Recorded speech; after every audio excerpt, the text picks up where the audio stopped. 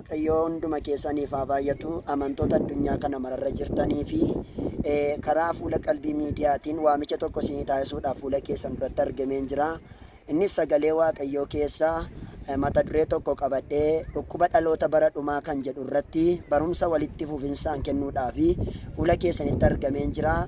Waa'ee dhukkuba dhaloota bara dhumaa jedhu keessatti qabxiiwwan gurguddoon waa'ee gaa'elaa irratti ilmaan namootaa bara kana nama duukaa otoo hin taane bineensa duukaa gaa'ela raawwatachaa jiran, akkasuma abboommii Waaqayyoo cabsanii karaa Waaqayyoon barbaanne irra warra deemaa jiran, kan biraammoo dhaloota fakkeessuudhaan jiraatanii fi dhaloota addunyaan beekumsi biyya lafaa kun moo'eef keessa jiraachisaa jiru. Mata dureewwan kan kana fakkaatan qabxiiwwan garaagaraaf jalatti qabatanii kan jiran qabadhee fuula keessanitti isinii dhiyaadheen jira. Karaa qalbii miidiyaa jedhuuni fuula kanaan nu ilaaluudhaa fi amantoonni hundinuu namoonni hundinuu waamicha walii gootanii akka nu hordoftan kabajaan isin affeereera. Waaqayyo baraaf jireenya keessanaa eebbisu. Nagaan nu tura.